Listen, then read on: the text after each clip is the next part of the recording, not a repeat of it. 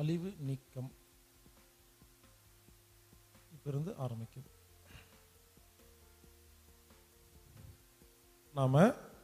நமது உடலில் உள்ள கழிவுகளை, இத்தனை வருஷமா இருந்துச்சு இல்லையா, 45 50 60 வருஷமா இருந்த கழிவுகளை எப்படி நீக்கிறது அப்படிங்கிறத கற்றுக்க போகிறோம். அதில் முதல் ஸ்டெப் பேதிக் சாப்பிட்றது. பல பேர்த்துக்கு இந்த பேதிக்குன்னு என்னன்னு தெரில. சில பேர் என்ன கேட்குறாங்க, பேதிக்குன்னா அது எவ்வளோ கிலோ, எங்கே போய் வாங்கணும்? அது வாங்குறது இல்லை, வாலண்டரியாக நாமளே லூஸ் மோஷன் போகிறது. இந்த வயிற்றால போகுதுன்னு சொல்கிறாங்க இல்லையா, அதை நாமளே ஒரு நாள் ப்ரீ பிளான்டு லூஸ் மோஷன், அதுக்கு பேர் தான் பேதிக்.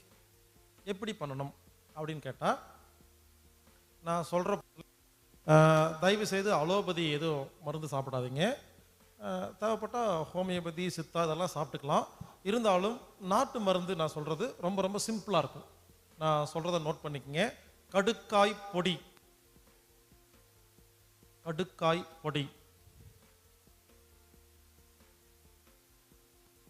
திரிபுலா சூரணம், திரிபுலா சூரணம், நிலை அவரை பொடி, நிலை அவரை பொடி, விளக்கெண்ணெய் அதாவது கேஸ்டர் ஆயில், ஆமணக்கு எண்ணெய், 3 ஒன்று தாங்க. கடுக்காய் பொடி, நிலை அவரை பொடி, திரிபுலா சூரணம், விளக்கெண்ணெய். இங்கே பாருங்க, இதை 4ஐயும் வாங்கி சாப்பிட்றாதீங்க, சும்மா பிச்சுக்கும். 4ல் 1 தான். இந்த 4ல் ஏதாவது ஒன்று உங்களுக்கு எது பிடிச்சிருக்கோ, எது கம்ஃபர்டபுளாக இருக்கோ, இதில் ஏதோ ஒன்றை சாப்பிட்டா பேதி ஆகும். எப்படி பேதி சாப்பிட்றதுன்னா, நைட்டு பேதிக்கு சாப்பிடக்கூடாது. நைட்டு ஏன் பேதிக்கு சாப்பிடக்கூடாது? காலையில் வெறும் வயிற்றுல தான் விடிகாலையில் சாப்பிடணும். ஏன்னா நைட்டு 8 மணிக்கு நல்லா சாப்பிட்ருப்போமா, ஒரு 8:30 மணிக்கு 9 மணிக்கு பேதிக்கு மாத்திரை சாப்பிட்டா என்ன ஆகும்? இது போய் நைட்டு சாப்பிட்ட சாப்பாட்டை ஜீரணம் பண்ண விடாம கெடுத்து வெளியே வந்துருமா? அப்போ என்ன ஆகும் தெரியுமா? நைட்டு ஃபுல்லாக தூக்கம் இருக்காது. நைட்டு சாப்பிட்ட சாப்பாடு ஜீரணம் ஆகலையா, காலையில் ரொம்ப டயர்டாக இருப்போம். அப்போ என்ன ஆகும்? பேதி ஒழுங்காக போகாது. பேதி சாப்பிட்றதா இருந்தால் தெம்பு வேணுமா? நைட்டு நல்லா சாப்பிட்டு நிம்மதியாக தூங்குங்க. காலையில் 5 மணிக்கு 6 மணிக்கு எந்திரிச்சு ஃப்ரெஷ்ஷாக இருப்போமா? அப்போ இந்த 4 ஐட்டம் சொன்னா, இதில் ஏதோ ஒன்றை 2 ஸ்பூன் இல்லை 4 ஸ்பூன் சாப்பிடுங்க. எனக்கு அளவு தெரியாது. சில பேர் கேட்குறீங்க, நிலை அவரை பொடி, கடுக்காய் பொடி எவ்வளோ ஸ்பூன் சாப்பிட்லாம்? எனக்கு தெரியாது. சில பேர்த்துக்கு 4 ஸ்பூன் சாப்பிட்டாலும் ஒன்றும் ஆகாது. சில பேர்த்துக்கு 1/2 ஸ்பூன் சாப்பிட்டா சும்மா பிச்சுக்கும். ட்ரையல் அண்ட் எரரில் தான் கண்டுபிடிக்கணும். சில பேர்த்துக்கு கல்லு மாதிரி இருக்கும், 7 ஸ்பூன் தேவைப்படும். புரிஞ்சுக்க, எனக்கு தெரியாது. ஒவ்வொருத்தரோட உடம்பு வேற வேற. இப்படியெல்லாம் சிம்பிளாக சொல்லலாம் முடியாது. ஒரு 2 ஸ்பூன் 3 ஸ்பூன் சாப்பிடுங்க. ஒன்றும் ஆகலையா, அடுத்த முறை 4 ஸ்பூன் 7 ஸ்பூனுக்கு போங்க. ரொம்ப பிச்சுக்கிச்சா கொஞ்சம் கம்மி பண்ணிக்கோங்க. ஸோ நீங்களே ட்ரையல் அண்ட் எரரில் கண்டுபிடிங்க. அந்த கடையில் வாங்குறீங்க இல்லையா, வாங்கும் போதே கேளுங்க, அதோட வீரியம் என்ன, எவ்வளோ பயன்படுத்தலாம் கேட்டால் அவங்க எக்ஸ்பீரியன்ஸில் சொல்லுவாங்க. அந்த மாதிரி கேட்டு பயன்படுத்திக்கங்க. பேதி மருந்து சாப்பிட்டா பச்சை தண்ணி குடிக்கவே கூடாது. பச்சை தண்ணி குடிச்சா பேதி ஆகாது. கொதிக்க வச்ச தண்ணியும் குடிக்கக்கூடாது. லேசா சூடு பண்ண தண்ணியை குடிக்கணும். லூக் வார்ம் வாட்டர், லேசா சூடு பண்ண தண்ணி குடிக்கணும். படுத்து ரெஸ்ட் எடுக்கணும். ஏற்கனவே சொன்ன மாதிரி பேதி வந்துச்சுன்னா போயிட்டு வரணும், மறுபடியும் சுடுதண்ணி குடிக்கணும், படுத்து ரெஸ்ட் எடுக்கணும். ஏற்கனவே சொன்ன மாதிரி எப்போ நிறைய யூரின் போகுதோ அப்போ ஸ்டாப் பண்ணிக்கணும். வழக்கம் போல் ரசம் சாப்பாடு இல்லைன்னா தயிர் சாப்பாடு சாப்பிட்டு க்ளோஸ் பண்ணிக்கணும். சரிங்களா? க்ளோஸ் பண்ணி இங்கே பாருங்க, இந்த மாதிரி பேதி மாத்திரையெல்லாம் சாப்பிடும் பொழுது, மருந்து சாப்பிடும் பொழுது வர காப்பி, பிளாக் காப்பி சாப்பிட்டா நல்லா போகும். பிளாக் டீ சாப்பிட்டா நின்று போயிடும். பாருங்க, மாற்றி எழுதி வச்சுக்காதீங்க. காபி சாப்பிட்டா போகும், டீ சாப்பிட்டா நிற்கும். பால் ஊத்தாம முடிஞ்சா லைட்டா சர்க்கரை போட்டுக்கலாம், இல்லை சர்க்கரை இல்லாம சாப்பிடலாம். காஃபி சாப்பிட்டா போகுங்க, டீ சாப்பிட்டா நிற்கும். பல பேத்துக்கு மலச்சிக்கலுக்கு காரணம் என்னன்னா, நிறைய டீ சாப்பிடுவாங்க, டீ சாப்பிட்டாவே மலம் நின்றும். காஃபி சாப்பிடுங்க, மலம் வரும். இல்லையா, வெறும் சுடுதண்ணி மட்டும் குடிச்சிட்டு பேசாம இருங்க, மலம் போகுமா? ஏற்கனவே சொன்ன நிறைய யூரின் வருமா? எப்ப யூரின் வருதோ நிறுத்திட்டு பேசாம படுங்க, நல்லா பசிக்கும், சாப்பிட்டா வேலை முடிஞ்சுதா? இப்படி 3 மாதத்துக்கு ஒரு முறை கண்டிப்பாக எல்லாரும் செய்யணும். புரிஞ்சுக்குங்க. நீங்க என்னதான் ஒழுங்கா உடம்பு வச்சிருந்தாலும் நம்ம வச்சுக்க முடியாது சில நேரத்தில். அதனால எது நல்லதோ கெட்டதோ 3 மாதத்துக்கு ஒரு முறை கண்டிப்பாக எல்லோரும் பேதி சாப்பிடணும். பல பேர் நம்ம வீடியோவை புக்கை எல்லாம் படிச்சுட்டு இந்த பேதி சாப்பிட்றத செய்யறதே இல்லைங்க. நான் ஒரு முக்கியமான விஷயம் சொல்றேன், நான் எதெல்லாம் சொல்றேனோ எல்லாருமே செய்யணும். சில பேர் சுகருக்கு வந்திருப்பாங்க, சார் சுகருக்கும் பேதிக்கு சம்பந்தம் நீங்க ஒண்ணுமே சொல்லவே இல்லையே அப்படிம்பாங்க. கடைசியில நான் சொல்றது, ஒரு மனிதன் உயிரோடு இருந்தா நான் சொல்ற எல்லாத்தையும் தான் ஃபாலோ பண்ணணும். இது ஒரு நோய்க்கு இது நோய்க்கு சொல்லிங்க, நான் மொத்தமா சொல்றேங்க. அதனால 3 மாதத்துக்கு ஒரு முறை கண்டிப்பாக பேதிக் சாப்பிடணும். இது என்னது? கழிவுகளை நீக்கிற மெத்தடா? வாயிலிருந்து அனஸ் வரைக்கும் இருக்கிற எல்லா ட்ராக்கும் கிளியர் ஆகுமா? அருமையான திட்டங்க. இது அந்த காலத்துல எல்லாம் பண்ணிட்டு இருந்தாங்க, இப்ப யாரும் பண்றதே இல்லை. சில பேருக்கு பேதிக்குன்னா தெரியல, அது என்னன்னே தெரியல. இதுதான் முதல் சுத்தப்படுத்தும் முக்கியமான ஒரு இயற்கை சிகிச்சை. ரெண்டாவது இனிமா கொடுக்கிறது. இங்க பாருங்க, இதுக்கு பேரு இனிமா கேன். இதுக்கு பேரு இனிமா கேன். இது இங்க எல்லாருக்கும் ஒன்னொன்னு கொடுத்துருப்பாங்க. இதை எப்படி பயன்படுத்துறதுன்னு கேட்டா, பாத்ரூம் போகணும் காலையில, இந்த இந்த கேனை வந்து ஒரு தலை ஹைட்டுக்கு ஒரு இடத்துல மாட்டணும். உங்க பாத்ரூம்ல ஹேங்கர் இருக்கும், அதுல ஒரு ஹேங்கர்ல மட்டும் மேல மொட்டு மாதிரி பிளாஸ்டிக் இருக்குமா, அதை எடுத்து வச்சிருப்பாங்க. எதுக்குன்னா இது மாட்டுறக்காக. அந்த ஹேங்கர்ல இதை மாட்டிருங்க. பாருங்க, இங்க ஒரு நாப் இருக்கும், இது வந்து இந்த ஆசன வாயில உள்ள அமுத்துறதுக்காக வச்சிருக்கிறது. இதுல ஃபுல்லா தண்ணி ஊத்திடணும். சரிங்களா? தண்ணி ஊத்திட்டு இந்த நாப் இருக்கு இல்லையா, இந்த நாபை எடுத்துட்டு போய் அந்த மலம் வர இடத்துல ஆசன வாயில உள்ள வச்சு அமுத்திடணும். சில பேர்த்துக்கு வெறும் நாபை அமுத்து பொழுது வலிக்குங்கிறக்காக ஒருவேளை தேவைப்பட்டா இதுல வந்து நல்லெண்ணெய் தேங்காய் எண்ணெய் தடவிக்கலாம். கொஞ்சம் லூப்ரிகேஷன் எல்லாம் போயிட்டு வரக்காக தடவிட்டு உள்ள விட்டுருங்க. என்ன தெரியுமா, அப்படியே நின்றுட்டுருங்க.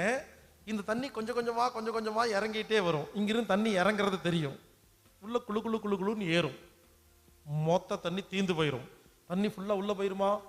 டெய்லி வாய் கொப்பளிக்கிறமல்ல, வாய் கொப்பளிச்சு தண்ணியை ஊத்துற மாதிரி இது வழியா தண்ணியை குடல் கொப்பளிக்கிறங்க. தண்ணி உள்ள போகுமா? என்ன பண்ணும்? உள்ள போய் மலத்தை எல்லாம் கிளீன் பண்ணுமா? ஒரு 5 நிமிஷம், அது ரொம்ப கஷ்டம். நான் சொல்ல 5 நிமிஷம் முயற்சி பண்ணுங்க.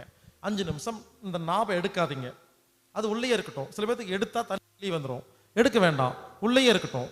உள்ளேயே வச்சுக்கிட்டு என்ன பண்ணுங்க, அப்படியே நின்றுங்க. ஒரு 5 நிமிஷம் நின்றுட்டு நாபை எடுத்துட்டு மலம் போய் பாருங்க. இந்த தண்ணி உள்ள போன தண்ணி உள்ள இருக்கிற குப்பையெல்லாம் வெளியே கொண்டு வருங்க. முதல்ல யாராவது இனிமா கொடுத்து பாருங்க, கருப்பா நிறைய குப்பை வரும். டெய்லி மழை ஒழுங்காதான் போவேன்னு சொல்லுவீங்க, அப்ப இனிமா கொடுத்தா மட்டும் ஏன் கருப்பா வருது? அப்போ ரொம்ப வருஷம் குப்பை சைட்ல அடைஞ்சிட்டு இருக்குது, அது வெளியே வராது, நடுவில் மட்டும் சுத்தி அடைச்சிட்டு இருக்கும். செஞ்சு பாருங்க, ஆச்சரியமா இருக்கும். இந்த பயிற்சியை தயவு செய்து இங்க பாருங்க, நைட் எல்லாம் பண்ணாதீங்க. என்ன சொல்ல வரேன்னா, இனிமா கொடுக்கிறது என்பது ஒரு குளிர்ச்சியான விஷயம். அப்போ ஒரு குளிர்ச்சியும் இன்னொரு குளிர்ச்சியும் சேரக்கூடாது. நைட் நேரத்தில் ஏற்கனவே குளிர்ச்சியா இருக்குமா, 2 குளிர்ச்சி ஒன்று சேர்ந்தா ஒரு குளிர்ச்சி ஜன்னி வந்துருமா? அதே மாதிரி ஈவினிங் டைம்ல பண்ண வேண்டாம். பகல்ல பண்ணுங்க, காலையில பண்ணுங்க, ரொம்ப ரொம்ப நல்லது. பௌர்ணமி நேரத்தில் பண்ண வேண்டாம். சில பௌர்ணமி நேரத்தில் பண்ணீங்கன்னா உடம்பு கொஞ்சம் நடுங்க ஆரம்பிச்சிடும். ஒன்றும் இல்லைங்க, இனிமா கொடுக்கறதுங்கிறது என்ன தெரியுமா? நமது பாடி டெம்பரேச்சர் 37 டிகிரி இருக்கா? இனிமா கொடுக்கும் பொழுது தண்ணி உள்ள போன உடனே 37 டிகிரி கம்மியாயிருமா? அப்போ உடம்பு நடுங்க ஆரம்பிச்சிடும். வேற ஒன்றும் இல்லை, வீக் ஆகிற மாதிரி தெரியும். வீக்கெல்லாம் ஒன்றும் இல்லை, கூலிங் ஆயிடுச்சு. இனிமா கொடுத்த உடனே யாருக்காவது வீக்கா உடம்பு நடுங்குது, கஷ்டமா இருக்கு மாதிரி இருக்கும், தூங்கக்கூடாது. என்ன பண்ணணும்? ஒரு வாக்கிங், ஜாக்கிங் போயிட்டு உடம்பு ஆட்டினீங்கன்னா சூடு கிடைச்சிருமா? அப்படி பண்ணிக்கங்க, சரிங்களா?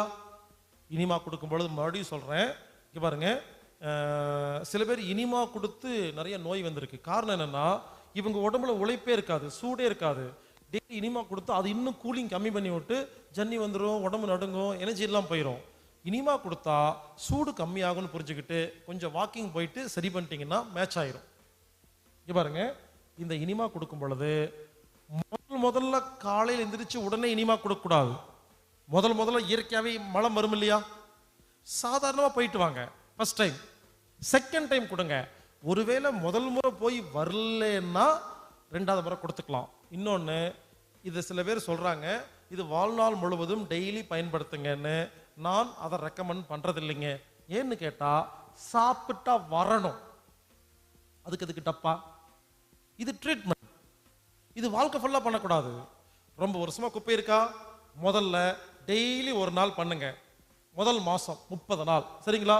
அப்போ 15 வருஷம் குப்பை, 50 வருஷம் குப்பையெல்லாம் வெளியே வந்துருமா? ரெண்டாவது மாசம் ஒரு நாள் விட்டு ஒரு நாள் பண்ணனா போதும். மூணாவது மாசம் வாரத்துக்கு ஒரு நாள் பண்ணனா போதும். நாலாவது மாசத்துல இருந்து நீங்க இதை வச்சுக்கோங்க, 15 நாள் பொறுக்கா மாதத்தில் 2 முறை செஞ்சா போதும். ஏன் தெரியுமா சொல்றேன்? இதுவே பழகிருச்சுன்னா உடம்பு இயற்கையா மலம் போறது, அப்புறம் அது மறந்தே போயிடும். அதுக்கான என்சைம் எல்லாம் சுரக்காது, அதுக்கெல்லாம் நிறைய வேலை இருக்குது, அதை கொடுக்கணும். அதனால சாப்பிட்டா மலம் வரணுங்க, இதுதாங்க ஆரோக்கியமான உடம்பு. அதனால இதை ஒரு ட்ரீட்மெண்ட்டா பயன்படுத்துங்க. இதை டெய்லி வழக்கமா பண்ணிடாதீங்க. அதனால இன்னையிலிருந்து 5 நாள், இன்னைக்கு ஒரு நாள் விடுங்க, 4 நாள், 4 நாளும் டெய்லி காலையில எல்லாருமே இதை கொடுத்துருக்கணும். இது ஒரு அருமையான உடம்பை சுத்தம் பண்றதுக்கான ஒரு வைத்தியம். குடல் சுத்தம் பண்றது அருமையான வைத்தியங்க. இந்த அப்பெண்டிக்ஸ் வலிக்கும் பொழுதெல்லாம் இதை மட்டும் உள்ள விட்டு எடுத்துருங்க. அப்பெண்டிக்ஸ் வலி உடனே நின்று போயிடும். இதை கொடுக்குற யாருக்குமே ஹிரண்யா வரவே வராது. குடல் சுத்தம் இல்லாமல் இருக்கிறது தான் அப்பெண்டிக்ஸ்க்கும் ஹிரண்யாவுக்கும் எல்லா வியாதிகளுக்கும் அடிப்படை காரணம் புரிஞ்சுக்கிட்டு இனிமா கொடுப்போம், இனிமையாக வாழ்வோம். இது இரண்டாவது சுத்தப்படுத்துற ஒரு டெக்னிக். மூணாவது டெக்னிக்கு கண்ணு கழுவுறது. பாருங்க, கண்ணு ஏன் கழுவணும் புரிஞ்சுக்குங்க. கண்ணை கழுவ வேண்டிய அவசியமே இல்லைங்க.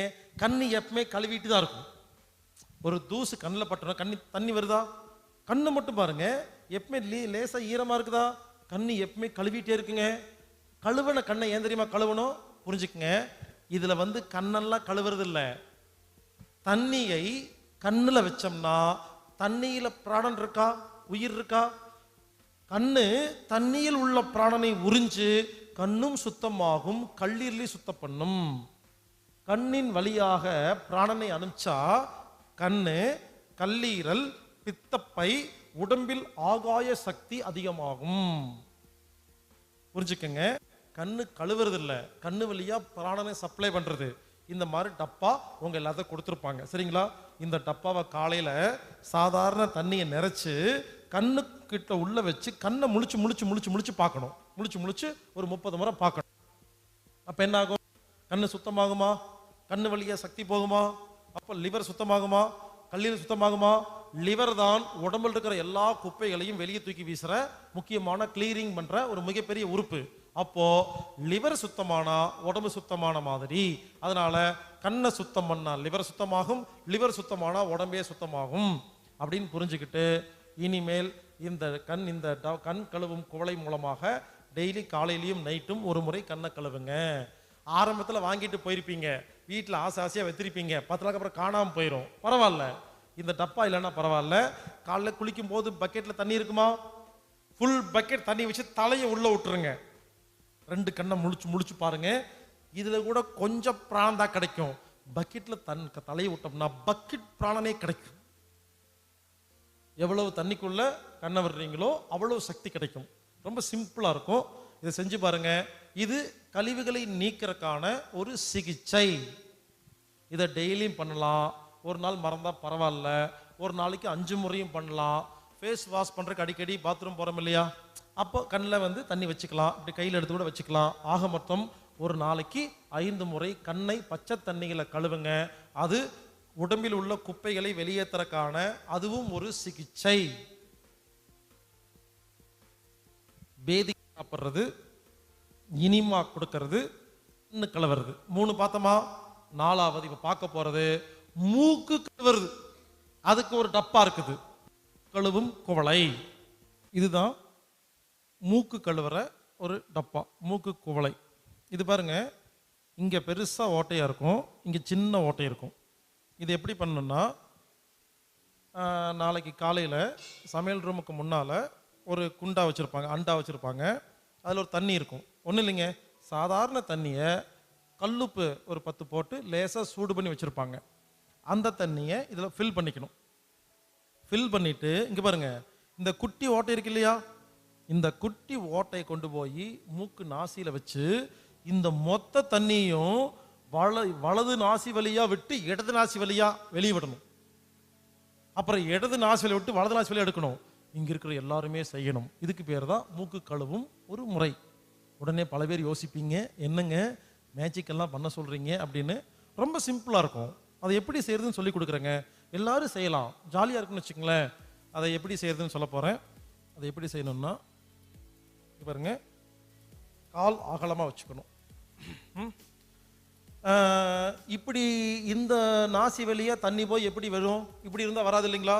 அப்போ சாட்சி வைக்கணும். பாருங்க, ஒரு படுக்கிற மாதிரி தலையை சாச்சு, இந்த மூக்கு இருக்கு இல்லையா, மூக்கை இப்படி படுக்க வைக்கணும். அப்போதான் தண்ணி உள்ள போய் வெளியே வரும். சரிங்களா, பாருங்க, படுக்க வச்சுட்டு பாருங்க, இந்த இது வழி இதில் தண்ணி இருக்கு இல்லையா, இந்த தண்ணியை கொண்டு போய் பாருங்க, மெதுவா இப்படி சாச்சு தலையை வச்சுக்கிட்டு கொண்டு போய் இது வழியா வச்சிங்கன்னா தண்ணி உள்ள போய் அடுத்த நாசி வழியா வெளியே வரணும் இல்லையா.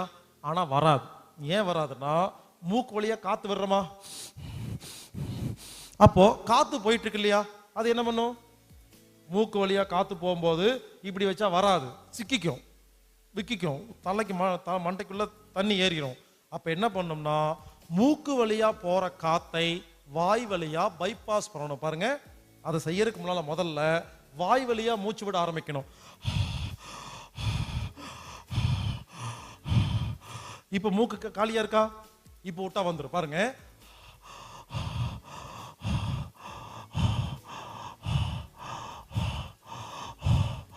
இப்போ வாய் வழியா மூச்சு விட்டுட்டு இங்க பாருங்க, இதை கொண்டு போய் மெதுவா கொண்டு போய் மூக்குல வச்சீங்கன்னா, ஒண்ணுமே பண்ணாம சும்மா இருந்தீங்கன்னா அதுவா உள்ள போய் அதுவா வெளியே வந்துடும். ஏதாவது அப்படின்னு பண்ணீங்கன்னா மாட்டிக்கும். ஒண்ணுமே பண்ணாம சும்மா இருக்கணும். சில பேர் என்ன பண்ணுவாங்க, அதை வச்ச உடனே மூக்கு வழியா மூக்கு இழுத்துருவாங்க, ஒண்ணு ஏறிடும் மண்டையில. நீங்க என்ன பண்ணணும், மொத்த கவனத்தையும் வாய்க்கு வச்சுக்கணும். சரிங்களா, அது மட்டும் நிறுத்திடக்கூடாது. இங்க நிறுச்சுன்னா மூக்குல ஏறிடும். வாய் வழியா மூச்சு விடுறத மட்டும் ஒழுங்கா கரெக்டா பண்ணிட்டு மெதுவா கொண்டு போய் இங்க வச்சு பாருங்க, அதுவா போய் வலது நாசி வழியா போன தண்ணி இடது நாசி வழியா அப்படியே ஒழுகுங்க. பார்க்கறதுக்கு ஜாலியா இருக்கும். நீங்க வேணா அப்படி செய்யும் பொழுது ஒரு செல்போன் கேமராவை யார்ட்டாவது கொடுத்துருங்க. உங்களுக்கு அப்படி போறத ஷூட்டிங் எடுப்பாங்க இல்லையா, அதை கட் பண்ணி வாட்ஸ்அப்பில் ஃபேஸ்புக்கில் போட்டிங்கன்னா நிறைய லைக்ஸ் வரும்.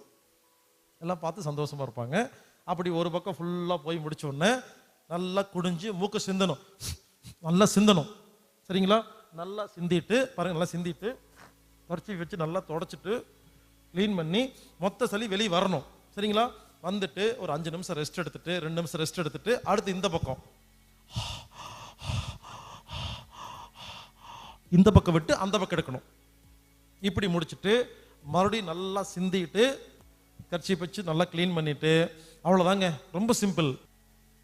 லேசா சூடு உள்ள உப்பு தண்ணி மூக்கு வழியா உள்ள போய் வெளியே வந்துருச்சுன்னா அன்னைக்கு ஃபுல்லா நுரையீரல் உள்ள கழிவுகள் சளி வெளியே வந்துகிட்டே இருக்கும். அன்னைக்கு பகல் ஃபுல்லா மூக்கு ஒழுகும், சளி வரும். தைரியமா இருங்க, அதை சிந்திருங்க. வேலை முடிஞ்சுதா? நுரையீரலில் உள்ள கழிவுகளை வெளியே ஏத்துறதுக்கு தான் இந்த டப்பாவை பயன்படுத்தணும். இதை நாளைக்கு எல்லாரும் காலையில் செய்யணும். சரிங்களா? நாளையிலிருந்து 4 நாள் செய்ய போறீங்க. வீட்டுக்கு கொண்டு போய் இதை டெய்லி செய்யணும். ஒரு மாசம் கழிச்சு ஒரு நாள் விட்டு ஒரு நாள் செய்யணும். அடுத்த மாசம் வாரத்துக்கு ஒரு நாள் செய்யணும். ஏற்கனவே சொன்ன மாதிரி அதுக்கப்புறம் இது வீட்டில் இருக்கணும். மாசத்துல 2 முறை செஞ்சா போதும். டெய்லி கூட செய்ய வேண்டிய அவசியம் இல்லை. அப்படி ஒன்றும் குப்பை இருக்காது. இனிமேல் வாரத்துக்கு ஒரு முறை இல்லை 15 நாளுக்கு ஒரு முறை இது செஞ்சிட்டீங்கன்னா, குப்பை இருக்கோ இல்லையோ, இது செஞ்சீங்கன்னா குப்பையெல்லாம் வெளியே வருமா? இனிமேல் குப்பை தேங்காது. ஸோ நுரையீரலில் உள்ள குப்பைகளை வெளியேற்றுறதுக்கான ஒரு டப்பா இது மூக்கு குவளை. அடுத்தது ஆயில் புல்லிங், நல்லெண்ணெயில வாய் கொப்பளிக்கிறது. இதுவும் உடம்பில் உள்ள கழிவுகளை வெளியே கொண்டு வரக்கான அற்புதமான ஒரு சிகிச்சை. ஒரு டம்ளர்ல பாருங்க, ஒரு 1/4 டம்ளர் நல்ல எண்ணெய் எடுத்துக்கணும். சரிங்களா? எடுத்துட்டு காலையில வாயில ஊத்தணும். வாயை மூடி கொப்பளிக்கணும். கொப்பளிச்சு பாருங்க. இப்படி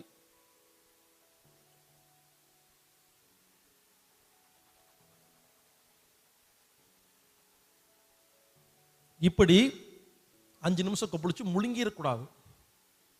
ரொம்ப மோசமானது. முழுங்கக்கூடாது, புரிஞ்சுக்கங்க. நல்லா கொப்பளிச்சு கீழே துப்பிடணும். இப்படி நல்லெண்ணெயை வாயில கொப்பளிக்கும் போது என்ன நடக்குதுன்னு கேட்டீங்கன்னா, நாக்குல புள்ளி புள்ளியா இருக்கு இல்லையா, அதுக்கு பேரு டேஸ்ட் பட்ஸ்ன்னு பேரு, சுவை மொட்டுக்கள் பேரு. நல்ல எண்ணெயில் 6 சுவை இருக்கும். நான் சொல்றது ஒரிஜினல் நல்லெண்ணெய். அதை கொப்பளிக்கும் பொழுது 6 சுவை உள்ள போய் நாக்கு வழியா போய் மண்ணீரல் இருக்குல்ல, மண்ணீரலை சுத்தப்படுத்துங்க. மண்ணீரல் சுத்தமாயிருச்சுன்னா மண்ணீரல் தான் உடம்பில் உள்ள குப்பையெல்லாம் வெளியேற்றுது. லிவரை சரி பண்றதுக்கு கண்ணு, மண்ணீரல் ஸ்பிளீன் சரி பண்றதுக்கு வாய் கொப்பளிக்கிறது. அதை இன்னொன்று என்னன்னா, நல்லெண்ணெயில் வாய் கொப்பளிக்கும் பொழுது உடம்பில் உள்ள பாக்டீரியா, வைரஸ் போன்ற எல்லா நச்சுத்தன்மை இருக்கு இல்லையா, எல்லாம் வாய்க்கு வந்துருங்க. நீங்க ஒன்று பண்ணுங்க, நல்லா நல்லெண்ணெயை வாய் கொப்பளிச்சு உங்க வீட்டில் செடி கொடி இருந்தால் அது மேல துப்புங்க. அடுத்த நாள் 24 மணி நேரத்தில் அது கருகி போய் அதுக்கப்புறம் முளைக்காது செடி. அவ்வளவு விஷம். பார்க்கறதுக்கு தான் எல்லாம் நல்லா அழகா இருப்போம். வாய் கொப்பளிச்சு துப்பி பார்த்தா தெரியும் எவ்வளவு விஷமா இருக்குதுன்னு. அதனால இங்க யாரும் இங்க இருக்கிற செடி கொடி துப்பிடாதீங்க. அப்படிங்கிறது முளைக்காம போயிடும், சப்பான் மாதிரி ஆயிரும். அதனால நல்லெண்ணெய் வாய் கொப்பளிக்கிறவங்க வாஷ் பேசின் இருக்கு இல்லைங்களா, அதுல துப்பி தண்ணி ஊற்றி கிளியர் பண்ணிடுங்க. ஏன்னா வேற எங்கேயும் துப்பிடாதீங்க. ஏன்னா எங்கெங்கெல்லாம் துப்புறீங்களோ அங்க செடியே முளைக்காதுங்க. அவ்வளவு மோசமான கிருமிகள், வைரஸ் நம்ம உடம்புல குப்பையெல்லாம் இருக்குது, கழிவு இருக்குது, விஷம் இருக்குது. விஷத்தை வெளியெடுக்கிறதுக்கு ஒரே அற்புதமான வழி நல்லெண்ணெய் வாய் கொப்பளிக்கிறது. இதை டெய்லி செய்யலாங்க. ஒரு நாளைக்கு 2 முறை செய்யலாம், 4 முறை செய்யலாம். ஒன்றும் பெரிய சைடு எஃபெக்ட்ஸ்லாம் கிடையாது. டெய்லி ஒரு முறை பண்ணுங்க. காலையிலையும் பண்ணலாம், நைட்டும் பண்ணலாம். என்னை பொறுத்த வரைக்கும் நைட்டு தூங்குறதுக்கு முன்னால் பண்ணுறது ரொம்ப ரொம்ப நல்லதுங்க. இங்கே நம்ம பயிற்சிக்காக காலையில் வச்சுருப்போம். நீங்கள் வீட்டில் பண்ணும்போது நைட்டு பண்ணுங்க. ஏன் தெரியுமா?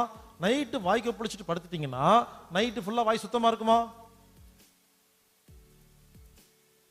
இது மண்ணீரலை சுத்தம் பண்ணுற வைத்தியம், ஆயில் புல்லிங். இதை டெய்லி செய்யலாம். இது உடம்பில் உள்ள கழிவுகளை வெளியேற்றுகிறது. அடுத்தது வாழை இலை குளியல்.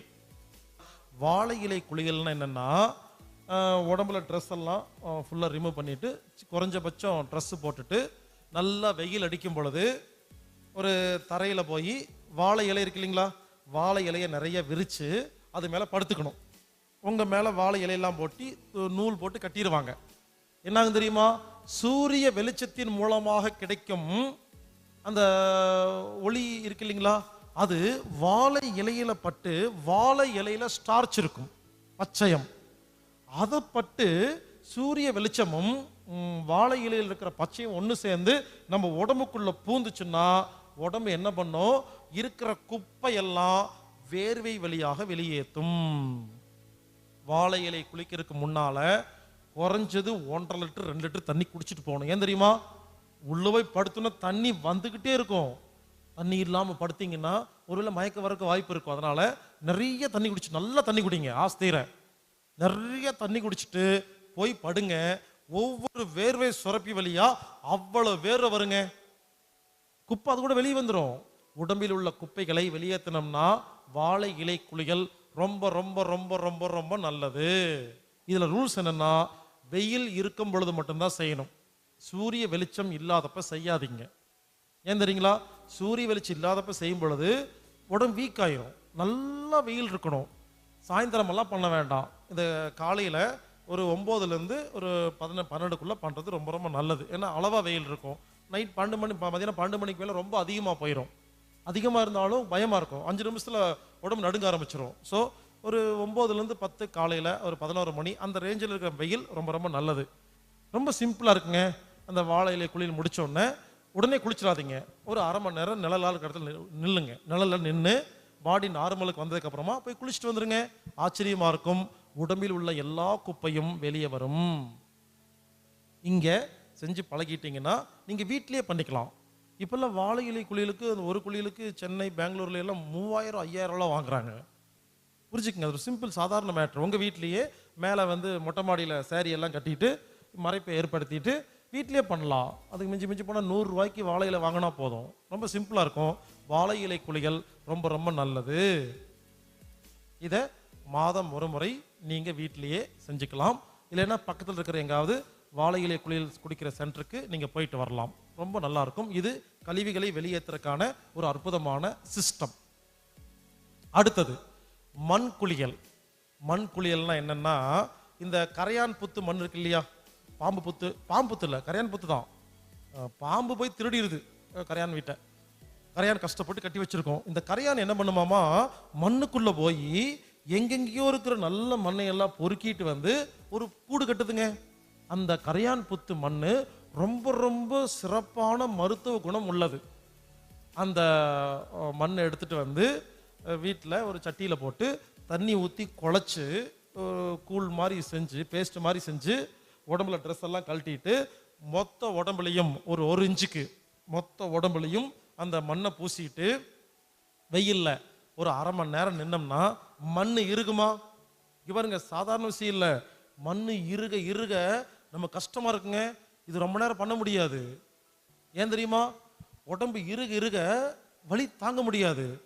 எப்போ வலி தாங்க முடியாது போதுன்னு தோணுதோ அப்போ குளிச்சுட்டு வந்துருங்க. முடிஞ்சு போச்சு. இது என்ன பண்ணுன்னா, கரையான்புத்து மண் உடம்புல தேய்ச்சி வெயிலில் நிற்கும் பொழுது இந்த கரையான்புத்து மண் என்ன பண்ணுது, உடம்புல இருக்கிற குப்பை எல்லாம் இழுக்குதுங்க. இதுக்கு பேர் மண் குளியல். முதல்ல ஆரம்பத்தில் இந்த 5 நாள் கிளாஸ்ல மண் குளியல் கொடுத்துட்டு இருந்தேங்க. இப்போ கொடுக்கறது இல்லை. ஏன்னு காரணம் கேட்டிங்கன்னா, ஆரம்பத்தில் மண் குளியல் பண்ணும்போது எனக்கும் சந்தோஷமாக ஜாலியாக தான் இருந்துச்சு.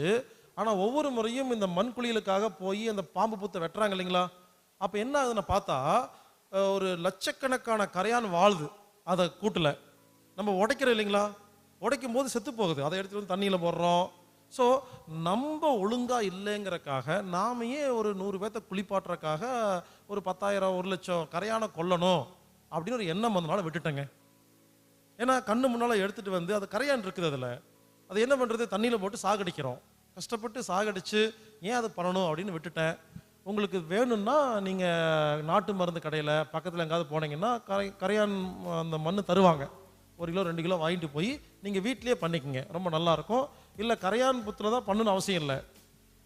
பழங்காலத்து குளம் குட்டை இருக்கு இல்லையா, அதில் கீழே களிமண் இருக்கும். அந்த காலத்தில் பண்ணுவாங்க. ரொம்ப நாளாக இருக்கிற பழங்காலத்து குடம் குட்டையில் கீழே இருக்கிற களிமண்ணை எடுத்துகிட்டு அதையும் பூசி பண்ணலாம். பட் கொஞ்சம் பார்த்து பண்ணணும். அந்த குளம் எந்த அளவுக்கு சுத்தமாக இருக்குன்னு பார்த்துட்டு அதில் பண்ணிக்கலாம். ஒன்றும் இல்லைங்க, உடம்பில் மண்ணை பூசிட்டு வெயிலில் நின்னா அதுக்கு பேர் மண் குளியல். இதை நீங்கள் வீட்டில் நீங்களே பண்ணுங்க. மாதம் ஒரு முறை பண்ணிட்டீங்கன்னா உங்கள் உடம்பில் உள்ள குப்பைகள்லாம் வெளியேறும். சொரியாசிஸ் அப்படிங்கிற வியாதிக்கு இது ரொம்ப ரொம்ப அற்புதமான மருந்து. தோல் சம்பந்தப்பட்ட எந்த வியாதி இருந்தாலும் மண் குளியல் வாரம் ஒரு முறை கூட குளிக்கலாம். ரொம்ப நல்லா இருக்கும். அடுத்தது விரதம்.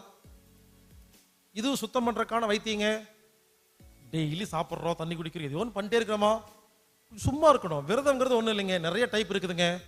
வெறும் சில பேர் சொல்றாங்க பாலும் பழம் மட்டும் சாப்பிட விரதமாமா. ஹலோ, அதுக்கு நீங்கள் சாப்பிட்டே போயிடலாம். பாலும் பழம் மட்டும் டெய்லி ஃபுல்லாக கட்டுன்னு கட்டிட்டு இதுக்கு பேர் விரதம். சில பேர் ஆரஞ்சு விரதம், ஆப்பிள் விரதம், சாத்துக்குடி விரதம், சில பேர் பிரியாணி விரதம். ஹலோ, விரதம்னா ஒன்றுமே சாப்பிடக்கூடாது, அதுதான் உண்மையான விரதம். இருக்குது, தேன் மட்டும் சாப்பிட்ற விரதம் இருக்கு, ஆரஞ்சு மட்டும் சாப்பிட்ற விரதம் இருக்கு, இல்லைன்னு சொல்லல. அது ஒரு டைப் ஆஃப் விரதம்னு வச்சுங்களேன். நான் என்ன ரெக்கமெண்ட் பண்ணுறேன், தண்ணி விரதங்க. 24 மணி நேரமும் தண்ணி குடிச்சிருக்கிறது, இது விரதம். சரிங்களா? இது ரெக்கமெண்ட் பண்ணுறேங்க. சிம்பிளாக இருக்கும், எல்லாரும் பண்ணலாம். இது எப்படி பண்ணோம்னா, வாட்டர் ஃபாஸ்டிங், தண்ணீர் விரதம். நைட்டு சாப்பிட்றோமா, நைட்டு சாப்பிட்டு முடிச்ச உடனே ஒரு சங்கல்பம், நாளைக்கு இதே நேரத்தில் தான் நைட்டு சாப்பாடு சாப்பிடுவேன், அது வரைக்கும் சாப்பாடு சாப்பிட மாட்டேன், தண்ணி மட்டும்தான் குடிப்பேன்னு முடிவு பண்ணுறதுக்கு பேர் தான் வாட்டர் ஃபாஸ்டிங். என்ன பண்ணணும், நைட்டு சாப்பிட்டு முடிச்ச உடனே நாளைக்கு நைட்டு இதே டைமில் தான் சாப்பிடுவேன்னு முடிவு பண்ணிட்டு அதுக்கப்புறம் தண்ணி மட்டும்தான் குடிக்கணும். சரிங்களா? தூங்கிடணும், காலைல எந்திரிச்சு தண்ணி மட்டும் குடிச்சிட்டே இருக்கணும். தாகம் இருக்கோ இல்லையோ 1 மணி நேரம் ஒருக்கா 1/2 லிட்டர் இதான் கணக்கு. எவ்ரி 1 hour 1/2 லிட்டர் தண்ணி குடிக்கணும். சரிங்களா? குடிச்சிட்டு முடிஞ்சா லீவு போட்டுட்டு படுத்துட்டு இருந்தா ரொம்ப ரொம்ப ரொம்ப ரொம்ப நல்லது. ஏன் தெரியுமா? ஒரு வேலை செய்யாம படுத்திருந்தீங்கன்னா கிளீனிங் வேலை நடக்குமா? ஒரு வேலை நீங்க ஆபீஸ் போறீங்க, வேலை செய்றீங்கன்னா அப்படி புரிஞ்சுக்குங்க. வேலையை செஞ்சிட்டும் வாட்டர் ஃபாஸ்டிங் பண்ணலாம், ரெஸ்ட் எடுத்தும் பண்ணலாம். ஆனா வேலைக்கு போயிட்டு பண்ணும் பொழுது உடம்புக்கு கார்போஹைட்ரேட் வேணுமா? அது கொஞ்சம் கஷ்டப்பட்டு வேலைக்கும் கொடுக்கும், கிளீனிங் பண்ணுமா? ஆனா சும்மா அடுத்து லீவு போட்டு இருந்தா நிறைய கிளீனிங் ஆகுமா? லீவு போட முடிஞ்சவங்க லீவ் போடுங்க, முடியாதவங்க அதுக்காக லீவ் போட முடியலங்க விட்டு வைக்க வேண்டாம். நீங்க லீவ் போடாமே வாட்டர் ஃபாஸ்டிங் இருக்கலாம். 24 மணி நேரங்க தண்ணி மட்டும் குடிச்சிட்டு இருக்கணுங்க. அப்ப என்ன தெரியுமா? வெறும் தண்ணி மட்டும் குடிச்சிட்டு இருக்கும் பொழுது வாய் முதல் அனஸ் வரைக்கும் இருக்கிற எல்லா உறுப்புகளும், கழிவுகள் வெளியே வருமா? குப்பை வெளியேறுமா? எல்லா குப்பையும் வெளியேறுமா? அன்னைக்கு சுத்தம் படுத்திடலாம். ஸோ 24 மணி நேரமும் தண்ணி குடிச்சிட்டு இருக்கிறது வாட்டர் ஃபாஸ்டிங். இந்த விரதத்துக்கும் பட்னிக்கு என்ன தெரியும் வித்தியாசம்? மத்தியானம் 2 மணிக்கு வீட்டுக்கு போறீங்க, திறந்து பார்க்குறீங்க வீட்டில் சாப்பாடே இல்லை, ஃபோன் பண்ணுறீங்க. நைட்டு 12 மணிக்கு வீட்டுக்கு போறீங்க, நல்லா பசிக்குதுங்க, சாப்பாடே இல்லை, ஃபோன் பண்ணுறீங்க, சாரிங்க எங்கள் அம்மா வீட்டுக்கு வர்ற அவசரத்தில் உங்களுக்கு சமைக்காம வந்துட்டாங்க, அட்ஜஸ்ட் பண்ணுங்க வச்சுட்டாங்க போனேன். பக்கத்தில் ஹோட்டலும் இல்லை ஒன்றும் இல்லை. என்னாகும்? இதுக்கு பேர் பட்டினி. பட்னிக்கும் விரதத்துக்கு என்ன வித்தியாசம்னா, சாப்பிடலான்னு போய் ஒன்றும் கிடைக்கலன்னா பட்னி, நான் சாப்பிட மாட்டேன்னு முடிவு எடுத்துட்டா விரதம். புரிஞ்சுக்குங்க. நம்ம புத்தி இருக்கு இல்லையா, அது என்ன பண்ணுமாமா, சாப்பிடணும்னு நினைச்சா மட்டும்தாங்க ஜீரண சுரப்பியெல்லாம் சுரக்கும். நைட்டு 8 மணிக்கு சாப்பிட்டு நாளைக்கு மத்தியானம் 8 மணிக்கு தான் நான் சாப்பிடுவேன்னு முடிவு பண்ணிட்டீங்கன்னா இந்த புத்திக்கு முடிவு பண்ணிச்சா? அது வரைக்கும் இந்த ஜீரண சுரப்பியெல்லாம் சுரக்காது. அப்போ கிளீனிங் வேலை தான் நடக்கும். புரிஞ்சுக்குங்க. விரதம்ங்கிறது சில பேர் சொல்லுவாங்க விரதம் இருக்கும்போது பசிக்குதுன்னு. விரதம் இருந்தா பசிக்காது. அப்ப நீங்க முடிவு பண்ணிட்டீங்க சாப்பிடலான்னு, அதான் பசிக்குது. புரிஞ்சுக்குங்க. நாம நாளைக்கு நைட்டு 8 மணிக்கு தான் சாப்பிடுவோம்னு முடிவு பண்ணனா உடம்புல ஜீரண சுரப்பி சுரக்காதுங்க. அப்ப தண்ணி மட்டும் குடிச்சா கிளீனிங் வேலை ஆரம்பிக்குமா? இன்னொரு விஷயம், 8 மணிக்கு விரதத்தை முடிக்க போறீங்கன்னு நினைச்சீங்கன்னா 7 மணிலேருந்து பசிக்கும். 6 மணிக்கு முடிக்க போறதா நினைச்சிட்டு இருந்தீங்கன்னா 5 மணிக்கு பசிக்கும். இப்படிதான் இயற்கை வைத்தியத்துக்கெல்லாம் போயிருந்தீங்கன்னா 4 நாள் 5 நாள் சோறே போட மாட்டாங்க. ஒரு நாள் சொல்லுவாங்க இன்னைக்கு 5 மணிக்கு ஜூஸ் கொடுக்க போறேன்னு, கரெக்டா 4 மணிக்கு பசிக்கும். அது வரைக்கும் பசிக்காதுங்க. அப்ப அந்த டைம் இருக்கு இல்லையா, டைம் புத்திக்கு ரெக்கார்ட் ஆயிருதா, அது போய் ஜீரண சுரப்பி சுரக்குதுங்க. அதனால இனிமேல் மாதம் ஒரு முறை 24 மணி நேரமும் தண்ணி மட்டுமே குடிச்சிட்டு இருந்தா உடம்பு சுத்திகரிக்கிற வேலையை செய்யுது. Water fasting. அடுத்தது சைலண்ட். ஒண்ணுமே பேசாம ஒரு நாள் சும்மா இருந்தீங்கன்னா உடம்பு சுத்தம் பண்ணுது. மௌனம். மௌனமும் சுத்தம் பண்ற வைத்தீங்க. அதுக்கு அடிக்கடி எப்பெல்லாம் முடியுதோ ஒண்ணுமே பேசாம ஒரு நாள் ஃபுல்லா மௌனம் இருக்கணும். இந்த மௌனம் இருக்கும் பொழுது சைகையெல்லாம் ஜாடையெல்லாம் காட்டிட்டு இருக்க கூடாது. சில பேர் இருக்காங்க மௌனமா இருப்பாங்களாமா. சாப்பிட்றியா ஏதோ சொல்லிட்டு இருப்பாங்க, அதுக்கு பேசாம வாய் திறந்து பேசிட்டு போயிடலாம். அவ்வளோ நேரம் ஜாடை காட்டுறதுக்கு ஒரு நிமிஷத்துல ஆமா இல்லைன்னு சொல்லிட்டு போயிடலாம். ஸோ மௌனமா இருக்கும் பொழுது முடிஞ்ச வரைக்கும் ஜாடை கூட காட்டக்கூடாதுங்க. அது மௌனம், அதான் மௌனம். சரிங்களா? மௌனம் சைலண்ட் இருந்து பாருங்க, உடம்பு சுத்திகரிக்கிற வேலையை செய்யுது. அடுத்தது ரெஸ்ட். ஒண்ணும் பண்ணாம சும்மா இருந்தா உடம்பு சுத்திகரிக்கிற வேலையை தான் செய்யும். அதுக்கு ஒரு உதாரணம் சொல்லட்டா, ஆபீஸ்ல இருக்கும் பொழுது ஒரு நாளைக்கு எத்தனை முறை லெட்டின் வருது யோசிச்சு பாருங்க. ஆபீஸ்ல வேலை செய்றீங்க இல்லையா, நிறைய பேர் டீச்சர் ஆபீஸ் வேலைக்கு போறீங்க இல்லையா, ஆபீஸ்ல ஒரு நாளைக்கு எவ்வளவு முறை லெட்டின் வருது? என்னைக்காவது ஒரு நாள் வந்திருக்கும். ஆனா வீட்டுல ஒரு நாள் ஞாயிற்றுக்கிழமை சும்மா இருங்க 5 முறை லெட்டின் போவோம். புரியல? சும்மா இருந்தா உடம்பு சுத்திகரிக்கலை செஞ்சுட்டே இருக்குங்க. நல்லா கேட்டு பாருங்க. லீவு நாளில் வீட்டுல சும்மா இருக்கும் பொழுது எல்லாரும் 5 முறை பாத்ரூம் போவாங்க. அடிக்கடி வரும். ஏன்னா சும்மா இருக்கிறோமா, அப்போ சுத்தம் பண்ற வேலையெல்லாம் செய்யுது. அதனால இனிமேல் கொஞ்ச நேரம் சும்மா இருக்கணும். யாருமே சும்மாவே இருக்கிறது இல்லைங்க, எதையாவது பண்ணிக்கிட்டே இருக்கிறோம்.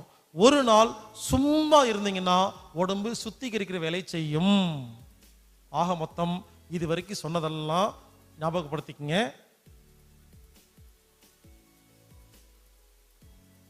இன்னும் ஒண்ணு சொல்ல வேண்டியது இருக்கு. சூரியனை பார்க்கிறதுங்க. வெறுங்கண்ணால சூரியனை பார்த்தால் உடம்பில் உள்ள கழிவுகள் குப்பைகள் வெளியே போகுது. சூரியனை வெறுங்கண்ணால பார்க்கணும். நல்லா கேட்டுக்குங்க. இது எப்படின்னா, காலையில சூரிய உதிச்சு 1 மணி நேரம் அப்புறம் பார்க்கலாம். 6 மணிக்கு சூரியன் உதிக்குதா 7 மணி வரைக்கும் பார்க்கலாங்க. அதே மாதிரி நைட்டு 7 மணிக்கு சூரியன் மறையுதா 6ல இருந்து 7 பார்க்கலாம். புரிஞ்சுக்குங்க. சூரிய உதிச்சு 1 மணி நேரக்குள்ள பார்க்கணும், சூரிய மறையருக்கு 1 மணி நேரம் முன்னால பார்க்கலாம். இந்த 2 நேரமும் சேஃப் டைம், பாதுகாப்பான நேரம். மற்ற நேரத்தில் முடிஞ்ச வரைக்கும் பார்க்க வேண்டாம். இங்க பாருங்க, அந்த டைம்ல எப்படி பார்க்கணும்னு கேட்டீங்கன்னா, வெறுங்கனால ஃப்ரண்ட்டை பார்க்குற மாதிரி பார்க்கணும். ரூல்ஸ் எல்லாம் கிடையாது, சும்மா பார்க்கணுங்க. அந்த நேரத்தில் செருப்பு போட்டுக்கூடாது, வெறும் காலை தரை தொற்றுக்கணும். செருப்பு ஏன் போடுறோம்? இந்த கரண்ட் ஷாக் அடிக்காம இருக்கு செருப்பு போடுறோமா? செருப்பு போடாம காலை கீழே வச்சா ஷாக் அடிக்குதா? இதுல ஷாக் அடிக்கிற மாதிரி தான் இருக்கணும். சூரியன் ஷாக் அடிக்கும் நமக்கு. அப்போ வெறும் பூமியில வெறும் காலை வச்சு சூரியனை அந்த 1 மணி நேரத்துல பார்க்கணும். எவ்வளவு நேரம் பார்க்கணும் தெரியுமா? 10 செகண்ட் தான் பார்க்கணும். 10 வினாடி. முதல் நாள் எடுத்தோன்னு ரொம்ப நேரம் பார்க்காதீங்க, கண்ணு அவ்வளவு தூரம் கெப்பாசிட்டி இருக்காது. முதல் நாள் 10 செகண்ட் பாருங்க. அடுத்த நாள் 20 செகண்ட். டெய்லி 10 செகண்ட் இன்க்ரீஸ் பண்ணுங்க. சரிங்களா? அதிகபட்சம் 3/4 மணி நேரம் பார்க்கலாம். அவ்வளோவெல்லாம் போக வேண்டாம். 5 நிமிஷம் பார்க்கறதுக்கு ரெடி பண்ணிக்கங்க, அதுவே போதும். மிகப்பெரிய பயிற்சி. டெய்லி 5 நிமிஷம் சூரியனை வெறுங்கண்ணால பார்த்தீங்கன்னா, சூரிய சக்தி கண்ணு வழியா உள்ள போச்சுன்னா, உண்மையிலே சொல்றேங்க, சாப்பாட்டு அளவே கம்மியாயிருங்க. சூரிய யோகம்னு இருக்குது, நிறைய ஊர்ல நிறைய பேர் சொல்லி கொடுக்குறாங்க. சூரியனை மட்டுமே பார்த்து அதுல சக்தி எடுத்து நிறைய பேர் சாப்பிடாம இருக்கிறாங்க. போதும், அது கிடைச்சா போதும். இது ஒரு பயிற்சி. இப்படி சூரியனை வெறுங்கண்ணால் பார்க்கும் பொழுது அந்த சக்தி உள்ள போய் அந்த சூட்டுக்கு உடம்பில் உள்ள குப்பைகள் எல்லாம் வெளியே போகுது. இதையும் இன்னிலிருந்து பயிற்சி பண்ண ஆரம்பிங்க. இது வரைக்கும் சொன்னதெல்லாம் மறுபடியும் ஞாபகப்படுத்துறேன். 3 மாசத்துக்கு ஒருக்கா கண்டிப்பா பேதிக் சாப்பிடணும். இனிமா மாதத்தில் 2 முறை எடுத்துக்கணும். கண்ணு ஒரு நாளைக்கு 2 முறை 5 முறை கழுவணும். மூக்கு கழுவுறது மாதம் 2 முறை எடுத்துக்கணும். நல்ல எண்ணெயில் வாய் கொப்பளிக்கிறது, நல்ல எண்ணெயில் வாய் கொப்பளிக்கிறது டெய்லி 1 முறை செய்யலாம், ரொம்ப ரொம்ப நல்லது. வாழை இலை குளியல் மாதம் 1 முறை எடுத்துக்கலாம். மண் குளியல் மாதம் 1 முறை எடுத்துக்கலாம். விரதம் மாதம் 1 முறை இருக்கலாம். மௌனம் வாரம் 1 முறை இருக்கலாம், இல்லை மாதம் 1 முறை இருக்கலாம். ரெஸ்ட் எப்பப்பெல்லாம் முடியுதோ சும்மா இருக்கணும். சூரியனை டெய்லி ஒரு 5 நிமிஷம் பார்க்கணும். இவ்வளவுதாங்க. இப்ப நான் சொன்னதெல்லாம் என்னன்னா, நமது உடம்பில் உள்ள குப்பைகளை, ரொம்ப வருட கழிவுகளை வெளியே எடுக்கிறதுக்கான இயற்கை வைத்தியம். இதுவரைக்கும் குப்பைகளை எப்படி வெளியெடுக்கிறதுன்னு பார்த்தோமா? உள்ள குப்பையே போகாம இருக்கிறதுக்கு என்ன பண்றதுங்கிறத பார்க்க போறோம். ஆனா பல பேர் என்ன பண்றாங்க, 1 வருஷத்துக்கு ஒருக்கா இயற்கை வைத்தியம்னு கேரளா பக்கம் போய் படுத்துக்குவாங்க. 10 நாள் படுத்து குப்பையெல்லாம் வெளியேற்றிட்டு மறுபடியும் வர்றது, மறுபடியும் குப்பையெல்லாம் சேர்த்துறது, மறுபடி குப்பையெல்லாம் மாதம் ஒரு முறை போயிட்டு எஃப்சி பண்ணுறது, அது வேண்டாம். புரிஞ்சுக்குங்க, வருஷத்துக்கு ஒரு தடவை எஃப்சி எல்லாம் பண்ண வேண்டாம். நான் என்ன சொல்கிறேன், உள்ள குப்பையே போகலைன்னா எப்படி குப்பை ஸ்டாக் ஆகும்? இப்போ சொன்னதெல்லாம் 50 வருஷ குப்பையை வெளியே எடுக்கிறதுக்கான வைத்தியம். இனிமேல் சொல்ல போகிறது உள்ள குப்பையே உள்ள போகாமல் இருக்கிறதுக்கு என்ன பண்ணணும்னு நான் சொல்ல போகிறேன்.